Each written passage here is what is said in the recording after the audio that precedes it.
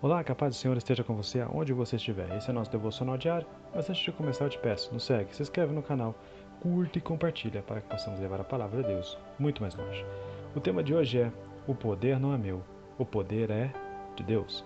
Nosso texto base é 2 Coríntios capítulo 13, versículos de 3 a 4, que diz assim a palavra do Senhor: visto que vocês estão exigindo uma prova de que Cristo fala por meu intermédio, ele não é fraco ao tratar com vocês, mas poderoso entre vocês. Pois na verdade foi crucificado em fraqueza, mas vive pelo poder de Deus, da mesma forma que somos fracos nele, mas, pelo poder de Deus, vivemos com ele para servir a vocês. Carta do apóstolo Paulo aos Coríntios, a igreja de Coríntios. Segunda carta, apesar de existir outras, a tradição vai falar aí de 4 cartas de Paulo à igreja de Coríntios, mas apenas 2 aí entraram no cânon sagrado do Novo Testamento. Paulo escreve para uma igreja rica aqui, na cidade de Coríntios, que fica ali na Grécia. Na carta de 1 Coríntios, ele envia o ensinamento e alertas quanto a Cristo e aos falsos profetas. Paulo ali ele alerta na primeira carta, dizendo: olha, Cristo é assim assado, ensina a igreja, mas também alerta sobre que os falsos profetas poderiam surgir. E nesta ele já ataca mais os falsos profetas, se tornando um defensor do Evangelho, quanto aos falsos profetas, que têm pintado de montes, pregando um evangelho que não é de Jesus Cristo. Neste caso, qualquer coincidência com a realidade de hoje não é mera coincidência. E ele aqui questiona quanto ao seu ele é questionado quanto ao seu poder e sua autoridade sobre o povo, e o povo procura ver se Paulo realmente é enviado por Deus. Ou seja, aquele que fundou a igreja, aquele que levava o evangelho, que levou muitos cristãos a conhecer a Cristo por ensinamento de falsos profetas. O pessoal acaba questionando Paulo, dizendo: será que Paulo realmente é de Deus?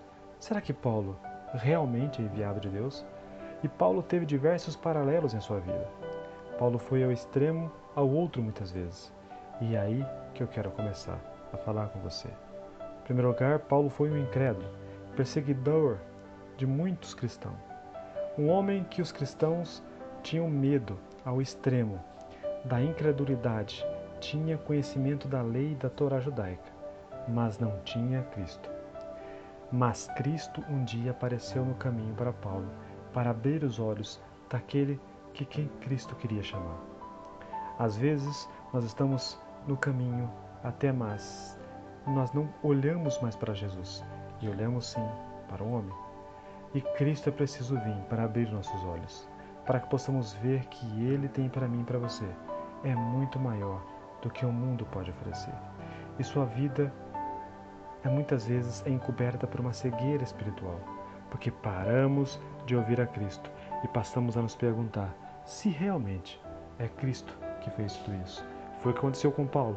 Eles passaram a duvidar se Paulo realmente era enviado de Deus. Por quê? Porque simplesmente escutaram falsas doutrinas e falsos profetas. Este é o perigo de passar a escutar o mundo e não a seguir a vontade de Deus. Tome cuidado.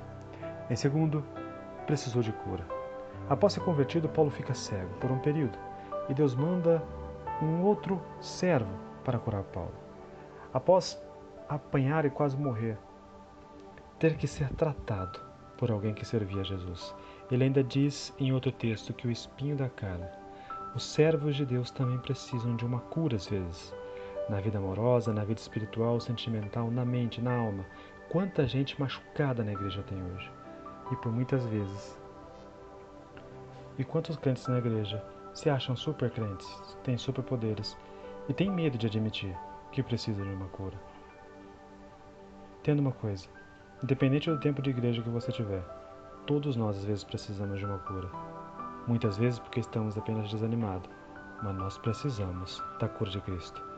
Saiba que Deus que enviou o anjo dele para curar Paulo é aquele que também pode enviar um anjo para curar a sua vida, tirar o espinho da sua carne e, através da graça do Senhor Jesus Cristo, pode mudar a sua história. Acredite. Terceiro, Paulo foi preso. Paulo foi preso, acorrentado e ficou cativo, mas ele conhecia aquele que daria liberdade para ele. Sabia que o libertador chamou ele para algo grande. O que está preso na sua vida? O que está amarrado? Saiba que é Ele quem liberta, que é Ele que tem o poder de mudar a nossa história. Mas o que tem a ver tudo isso com o texto? Visto que estão exigindo uma prova de que Cristo fala por intermédio de Paulo. Como diz, ele não é fraco ao tratar com vocês, mas poderoso entre vocês. Paulo está dizendo, olha, vocês precisam entender quem é Deus de verdade. Vocês precisam conhecer a Cristo de verdade e parar de ouvir falsos profetas. 2 Coríntios 13, 3, 4. Pois na verdade foi crucificado em fraqueza, mas vive pelo poder de Deus. Da mesma forma somos fracos nele, mas pelo poder de Deus vivemos com ele para servir vocês. O poder de Deus se aperfeiçoa durante a sua fraqueza. Não tenha medo de ser fraco.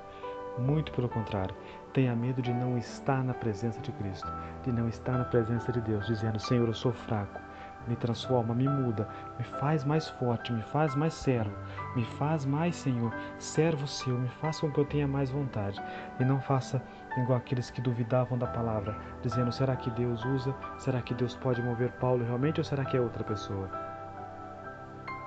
Não olhe para as pessoas esperando que você tenha uma resposta delas.